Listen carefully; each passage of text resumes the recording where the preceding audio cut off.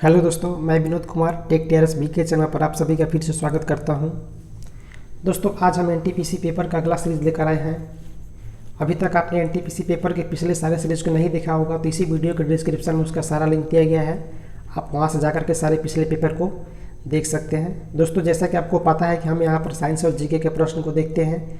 अगर आप इस पेपर के मैथ और रीजनिंग के प्रश्न को देखना चाहते हैं तो आप हमारे वीडियो के प्लेलिस्ट में जाएं। वहाँ पर आपको एक प्लेलिस्ट मिलेगा NTPC and group D special math and reasoning के नाम से। आप वहाँ से इसके मैथ और रीजनिंग को देख सकते हैं। हालांकि हम यहाँ पर जो बेसिक रीजनिंग होता है उसको भी देख लेते हैं। बाकी जो डिस्क्रिप्शन से रीजनिंग समझने वाला होता है उसके लिए आप प्लेलिस्ट में जा करके उस चैनल को वहाँ से देखें। चलिए यहाँ पर हम ये वीडियो शुरू करते हैं। यहाँ पर आपका सबसे पहला क्वेश्चन है, सेलफोन जो है संचार है तो साइकिल क्या है। जिस प्रकार सेलफोन एक संचार का माध्यम है तो उसी प्रकार साइकिल किसका माध्यम है, आपका परिवहन का माध्यम है। Option number D. चलिए अगला प्रश्न देखते हैं। आपका अगला प्रश्न है कि खाली स्थान आग को बुझाता है, यानी इसमें से कौन सा गैस आग को बुझाता है। तो ऑप्शन नंबर बी होगा, CO2 यानी कार्बन डाइऑक्साइड। कार्बन डाइऑक्साइड जो होता है वो गैस आग को बुझाता है, जबकि जो ऑक्सीजन जो होता है ऑक्सीजन की किसी वस्तु को जलाने में सहायता करता है। तो उसको आग को बुझाने के लिए हम CO2 गैस का प्रयोग करते हैं। और यहाँ पर एक क्वेश्चन पूछा जाता है आपसे कि हंसाने वाली गैस किसको कहते हैं। तो ध्यान रखिएगा, नाइट्रस ऑक्साइड को हंसाने वाली गैस कहते हैं, नाइट्रस ऑक्साइड। और उससे के बाद आपसे एक पूछा जाता है कि जो अम्लीय वर्षा होता है उसमें क्या होता है। तो उसमें SO2 और NO2 यानी सल्फर डाइऑक्साइड और नाइट्रोजन डाइऑक्साइड उसमें होता है आपका। चलिए अगला प्रश्न देखते हैं। आपका अगला प्रश्न साइंस का है, इसमें कि एक जनरेटर खाली स्थान रूपांतरित करता है। तो ऑप्शन नंबर ए यानी यांत्रिक ऊर्जा को विद्युत ऊर्जा में रूपांतरित करता है आपका जनरेटर। ये जो आपका जनरेटर है यांत्रिक ऊर्जा से विद्युत ऊर्जा उत्पन्न करता है। लेकिन जब यही आपसे पूछे कि विद्युत मोटर, पूछता है आपसे कि विद्युत मोटर क्या करता है, तो विद्युत मोटर में ध्यान रखिए उसमें उल्टा होता है। विद्युत मोटर जो है वो विद्युत ऊर्जा को यांत्रिक ऊर्जा में बदलता है, ये जस्ट उल्टा काम करता है। विद्युत मोटर जो होता है वो आपका विद्युतीय ऊर्जा को यांत्रिक ऊर्जा में बदलता है, लेकिन जो जनरेटर होता है या जो आपका ये डायनेमो बोल सकते हैं डायनेमो, ये आपका यांत्रिक ऊर्जा को विद्युत ऊर्जा में बदलता है। चलिए अगला प्रश्न देखते हैं। आपका अगला प्रश्न है, लोसुंग त्यौहार कहाँ पर मनाया जाता है या कहाँ पर लोकप्रिय है। तो ऑप्शन नंबर बी, ये सिक्किम मनाया जाता है लोसुंग त्यौहार। चलिए अगला प्रश्न देखते हैं। यहाँ पर आपका अगला प्रश्न है कि बायोगैस का प्रमुख हिस्सा कौन सा गैस होता है। तो ऑप्शन नंबर सी, मीथेन होता है। बायोगैस में सबसे अधिक जो होता है आपका मीथेन होता है। चलिए अगला प्रश्न देखते हैं। दोस्तों, एनटीपीसी या ग्रुप डी के एग्जाम में जो आपका होने वाला है उसमें आपका करंट से 10 से 12 करंट से क्वेश्चन आपका रहेगा। तो यहाँ पर करंट का क्वेश्चन नहीं ले रहे हैं क्योंकि ये आपका पेपर 2015 जो 2015 में नोटिफिकेशन आया था SM गार्ड का और 16 में एग्जाम हुआ था उसका ये आपका पेपर है। तो यहाँ इतने पुराने मतलब करंट अफेयर्स देखने से कोई फ़ायदा नहीं है, हम उसको यहाँ पर छोड़ रहे हैं। तो ये आप मत समझिए करंट अफेयर्स नहीं पूछा गया है। करंट अफेयर्स हर सेट में 4 से 5, 6 से 7 पूछा गया है और अभी तो करंट अफेयर्स का मात्रा और बढ़ रहा है। तो आपके आने वाले एग्जाम में 10 से 12 करंट के क्वेश्चन हो सकते हैं, तो करंट पर भी अच्छा फोकस रखें। आपका अगला प्रश्न है कि कुष्ठ रोग यानी लेप्रेसी को और किस नाम से जाना जाता है। तो ऑप्शन नंबर बी, हैंसन रोग। ये प्रश्न भी बनता है कि कुष्ठ रोग का खोज जोड़े खोज किसने, ये हैंसन किए थे, इन्हीं के नाम पर ये पड़ा है हैंसन रोग या कुष्ठ रोग। चलिए अगला प्रश्न देखते हैं। अगला प्रश्न आपका है कि वह ग्रीन हाउस गैस कौन सी है जिसे हंसाने वाली गैस भी कहा जाता है। तो option number C, nitrous oxide. ये एक प्रकार का आपका है जो ग्रीन हाउस गैस है और इसे ही हम हंसाने वाला गैस कहते हैं, नाइट्रस ऑक्साइड को। चलिए अगला प्रश्न देखते हैं। आपका अगला प्रश्न कंप्यूटर से है। प्रश्न है कि निम्नलिखित में से कौन सा एक नेटवर्क प्रोटोकॉल नहीं है। यह ऑप्शन नंबर बी होगा, HTML। Hyper text markup language एक प्रकार का आपका लैंग्वेज है, जबकि SSH और PPP और POP आपका एक ये जो नेटवर्क प्रोटोकॉल है, जबकि ये नहीं है। आपका अगला प्रश्न है कि 4 साल में एक बार घटने वाली घटना को किस रूप में वर्णित किया जाता है। तो ऑप्शन नंबर बी, चतुर्वार्षिक। ये एक प्रकार का हिंदी का आपका शुद्ध वर्ड है। चतुर्वार्षिक का मतलब होता है 4 वर्षीय। चलिए अगले प्रश्न की तरफ चलते हैं। आपका अगला प्रश्न है कि निम्नलिखित में से कौन सा एक एंटीवायरस है। Option number D, doctor web. ये जो डॉक्टर वेब है एक मतलब साइंटिस्ट के नाम ही पर रख दिया गया है इसको, डॉक्टर वेब। इसको ध्यान रखिए, एक प्रकार का एंटीवायरस है। आपका अगला प्रश्न है हिस्ट्री से कि दिल्ली स्थित जंतर मंतर का निर्माण महाराजा किसने करवाया था? ऑप्शन नंबर बी, जयपुर के जय सिंह द्वितीय ने करवाया था आपका जंतर मंतर का निर्माण। यहाँ पर आपका अगला प्रश्न है कि वह कौन सा सुरक्षा बल है जो केंद्रीय गृह मंत्रालय के तहत नहीं आता है? ऑप्शन नंबर सी, रेलवे सुरक्षा बल, यानी रेलवे प्रोटेक्शन फोर्स जो होते हैं आरपीएफ, ये आपके गृह मंत्रालय के अंतर्गत नहीं आते हैं। ये डायरेक्ट मिनिस्ट्री ऑफ रेलवे के अंतर्गत आते हैं आरपीएफ, ध्यान रखें। चलिए अगला प्रश्न देखते हैं। अगला प्रश्न आपका है कि निम्नलिखित में समानता का पता लगाइए। निम्नलिखित में समानता का पता लगाएं। अदरक, सलगम, गाजर, मूली, ये सब क्या है? तो ऑप्शन नंबर डी, ये सभी क्या है? जड़ें हैं। ये सभी जो है जड़ें हैं।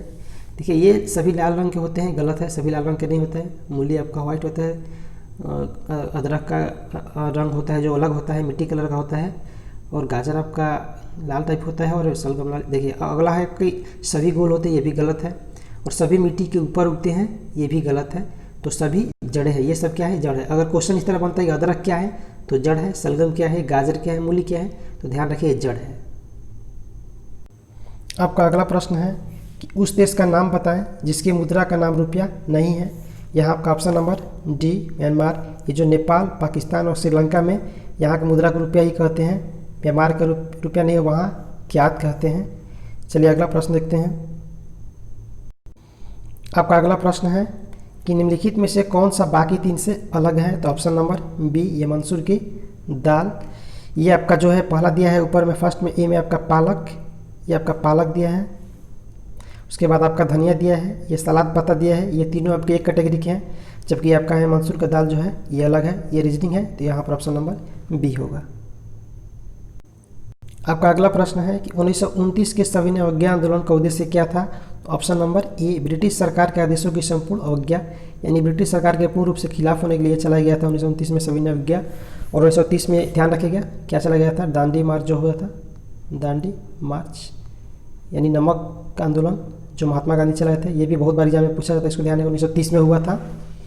और इसी के बाद गांधी इरविन के बीच में समझौता हुआ था एक, जिसे बोलते हैं हम गांधी इरविन समझौता। वो आपका हुआ था 5 मार्च 1931 को। इसको ध्यान रखिए, डेट सहित पूछा जा सकता है।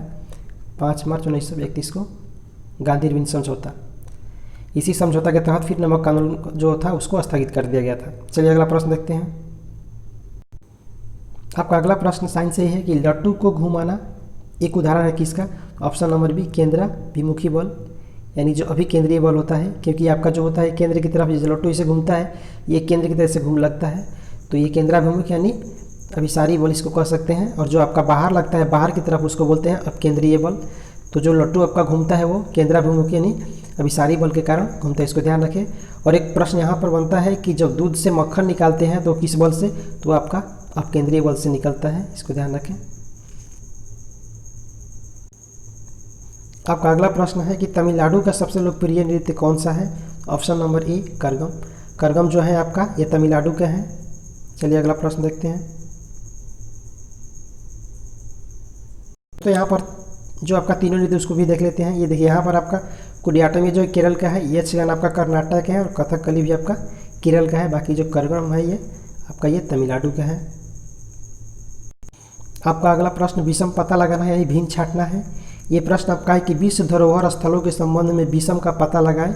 यहाँ ऑप्शन दिया गया है राष्ट्रपति भवन, छत्रपति शिवाजी टर्मिनल, ताजमहल और सूर्य मंदिर। तो यहाँ पर पता लगाना है कि कौन विश्व धरोहर सूची में शामिल नहीं है। तो ऑप्शन नंबर ए आपका जो है राष्ट्रपति भवन नहीं है, जबकि आपकी छत्रपति शिवाजी टर्मिनल और ताजमहल और सूर्य मंदिर ये तीनों शामिल हैं अब तक। ये आपका पेपर है 2015 का, तो आप उससे रिलेट करें इसको। अगला प्रश्न चलिए देखते हैं। अगला प्रश्न भी आपका साइंस से है, बायोलॉजी से है ये क्वेश्चन। और ये क्वेश्चन है आपका कि ब्रेड बनाने में इस्तेमाल किया जाने वाला खमीर क्या होता है? तो ऑप्शन नंबर ए, किण्वन के लिए उत्प्रेरक के रूप में कार्य करता है। आपका ये जो खमीर होता है ये किण्वन प्रक्रिया के लिए काम करता है। चलिए अगला प्रश्न देखते हैं। आपका अगला प्रश्न है कि शब्दों के 4 युग्म दिए गए, इनमें से भिन्न छाटे यानी विषम छाटे, ये भी उसी टाइप का। तो इसमें आपका दिया है शनि, शनि जो आपका ग्रह है, ठीक है। दूसरा आपका सूर्य जो है तारा है, ये भी सही है। उसके बाद आपका टाइटन दिया उपग्रह है, ये शनि का उपग्रह है, ये भी सही है। लेकिन ये दिया गया है मिल्की वे तारामंडल, तो मिल्की वे तारामंडल नहीं, आपका मिल्की वे क्या है, आपका आकाशगंगा है। तो ऑप्शन नंबर सी। आपका अगला प्रश्न बायोलॉजी से है कि लुई पास्चर को किस खोज के लिए जाना जाता है। तो ऑप्शन नंबर डी, रेबीज़ के टीका के लिए। इन्होंने रेबीज़ का टीका खोजा था लुई पास्चर ने। और रेबीज़ बीमारी जो होती है आपका, ये कुत्ते काटने से होती है, इसको ध्यान रखें। आपका अगला प्रश्न भी बायोलॉजी से है। तो दोस्तों यहाँ पर देख रहे हैं एनटीपीसी एग्जाम में बायोलॉजी से क्वेश्चन ज़्यादा दिए गए हैं, तो बायोलॉजी पर आप फोकस ज़्यादा करें। आधुनिक अनुवांशिकी का जनक यानी फादर ऑफ मॉडर्न जेनेटिक्स किसे माना जाता है। तो option number B, Gregor Mendel को। चलिए अगले प्रश्न की तरफ बढ़ते हैं। आपका अगला प्रश्न कंप्यूटर से है कि मैक ओएस किसके द्वारा विकसित सॉरी दोस्तों, किसके द्वारा विकसित और ऑपरेटिंग सिस्टम है। तो ऑप्शन नंबर सी, एप्पल के द्वारा विकसित है। आपका अगला प्रश्न है कि ब्रिटिश सरकार भारत को कब स्वतंत्रता देने के लिए सहमति हुई थी। ऑप्शन नंबर सी, 1946 में। 1946 में ही ब्रिटिश सरकार जो है सहमत हो गई थी कि हम भारत को, ये बोला गया था कि जून 1947 तक 48 तक बोला गया था आज़ाद करना, लेकिन ये आगे अब चलकर आपको पता है कि 15 अगस्त 1947 को हमारा देश आज़ाद हुआ। लेकिन ये 1946 में ही अंग्रेज़ों ने निर्णय ले लिया था, मतलब सहमत हो गए थे। चलिए अगला प्रश्न देखते हैं। अगला प्रश्न आपका है कि हाल ही में मंजूरी प्राप्त लिगो भारत परियोजना किससे संबंधित है। तो ऑप्शन नंबर सी, गुरुत्वाकर्षण तरंगों पर अनुसंधान, ये एक परियोजना था, उस समय का करंट का चर्चा में था लिगो भारत। आपका अगला प्रश्न है कि राष्ट्रीय वायु गुणवत्ता सूचकांक को कितने प्रदूषकों की सघनता के आधार पर निर्धारित किया जाता है। तो ऑप्शन नंबर डी यानी 8। आपका अगला प्रश्न ज्योग्राफी से है कि बांग्लादेश में प्रवेश करने के बाद गंगा की मुख्य शाखा को किस नाम से जाना जाता है। ऑप्शन नंबर डी, पद्मा के नाम से जाना जाता है। चलिए अगले प्रश्न की तरफ बढ़ते हैं। अगला प्रश्न आपका पॉलिटी से है। प्रश्न आपका है कि अगर राष्ट्रपति और उपराष्ट्रपति के पद रिक्त हो तो भारत के राष्ट्रपति के रूप में कौन कार्य करेगा। ऑप्शन नंबर सी, भारत के मुख्य न्यायाधीश जो होते हैं इस समय भारत के राष्ट्रपति के रूप में कार्य करते हैं। आपका अगला प्रश्न है दोस्तों कि निम्नलिखित में से कौन सा एक बौना ग्रह है। तो option number D, Pluto. Pluto जो आपका है इसे बौना ग्रह दिया गया है नाम। कब दिया गया था, 2006 में दिया गया था। इससे पहले इसको ग्रह माना जाता था, लेकिन 2006 में प्राग सम्मेलन जो हुआ उसमें देखा गया कि प्लूटो जो आपका है ग्रह के नियम को फॉलो नहीं करता है, इसलिए इसे बौना ग्रह दिया गया। और इसका नाम दिया गया आपका एक 13, 43, 40, इसको ध्यान रखें। प्लूटो का नया नाम दिया गया है 13, 43, 40 और इसे बौना ग्रह के रूप में रखा गया है। तो दोस्तों ये क्वेश्चन इस सेट का अंतिम क्वेश्चन था। अगर आपको ये वीडियो अच्छा लगा तो प्लीज़ दोस्तों इसे लाइक करें, शेयर करें और कमेंट भी करें कि ये सीरीज कैसा लग रहा है। और अभी तक यदि आपने हमारे चैनल को सब्सक्राइब नहीं किया है तो प्लीज़ दोस्तों चैनल को सब्सक्राइब करके बेल आइकन को प्रेस कर लें, ताकि हर वीडियो की नोटिफिकेशन आपको आता रहे। ये वीडियो देखने के आपको बहुत बहुत धन्यवाद। आपका दिन शुभ हो।